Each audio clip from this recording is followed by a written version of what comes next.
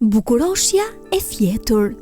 Na ishi një herë një kohë, një mbret e një mbretëresh që qeverisnin me drejtësi në vendin e tyre, ndaj dhe mbar populli i donte. Të gjithë sa banonin atë vend shkonin jetë të lumtur e të gëzuar sepse mbreti i mirë përkujdesej për nënshtetasit e tij. Atë kohë mbreti dhe mbretëresha po pristin me padurim lindjen e fëmijës së tyre të parë dhe gjithçka dukej se shkonte mirë e bukur.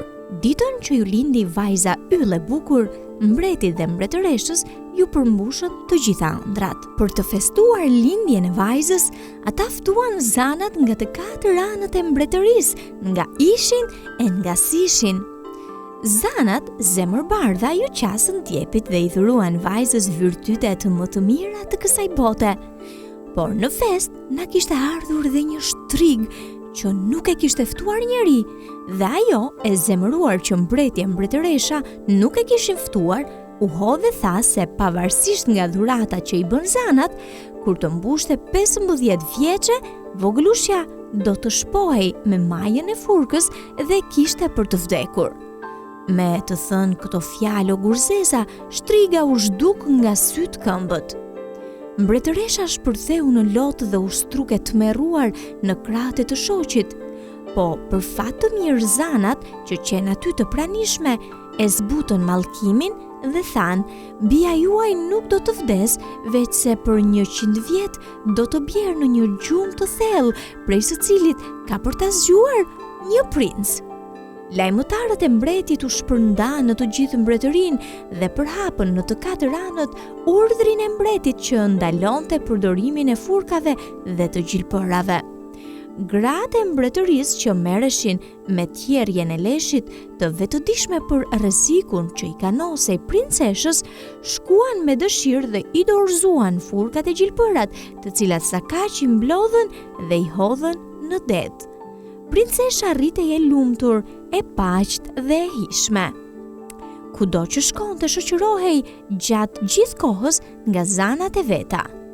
Por ja që mbërriti dita e zezë që kishte parathën shtriga, një mëngjes duke luajtur kukafsheti, princesha u fut në kullën më të lartë të kështjellës. Kulla kishte një pamje o gurzez dhe princesha nuk kishte hyrë kur më parë aty. Papritur dëgjoi një zë të dridhur që e thërriste: "Princesh, eja këtu."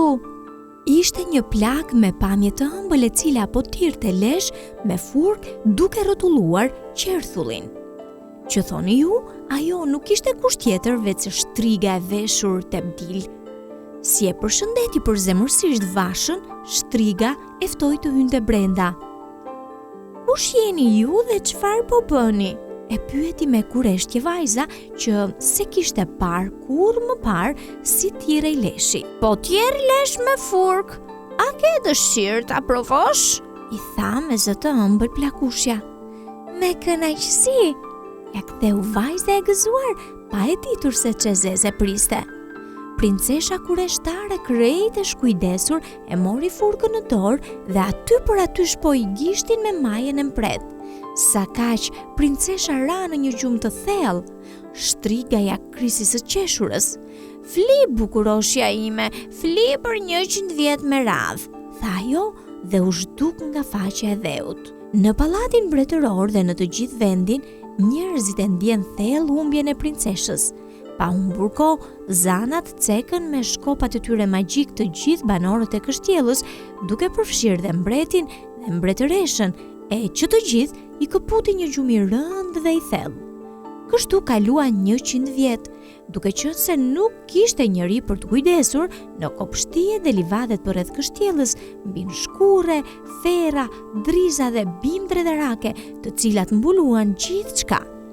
Një ditë prej ditësh, një princ, trimi qartur dhe bujar, që kishte dëgjuar historinë e cila tashmë ishte kthyer në legjendë dhe për cilej brez pas brezi, vendosi të shkonte te kështjella dhe të shihte se ç'kishte ndodhur.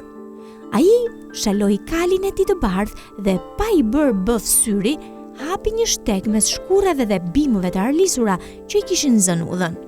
Pasi shtyu me mundim portën e rëndë të kështjellës dhe hyri në sallën e madhe të festave, ai shtangu i habitur.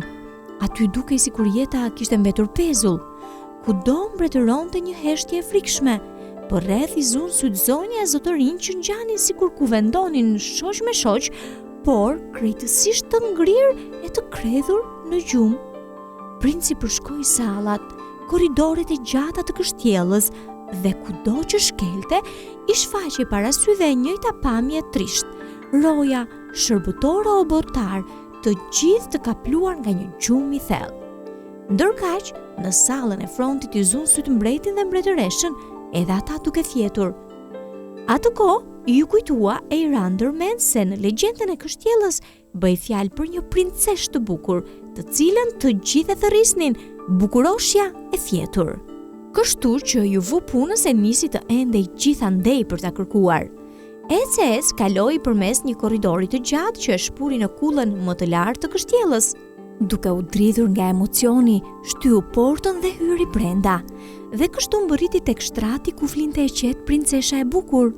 U përkul mbi të dhe i dha një të puthur.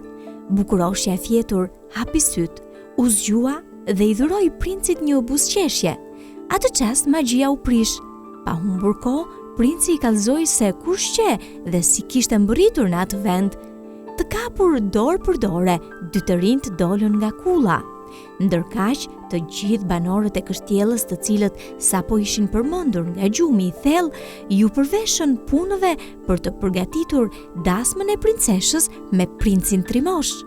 Mbreti dhe mbretëresha, të lumtur kur pan sërish të bijën, ju falën me oborsi princit të ri dhe ju ofruan dorën e së bijës.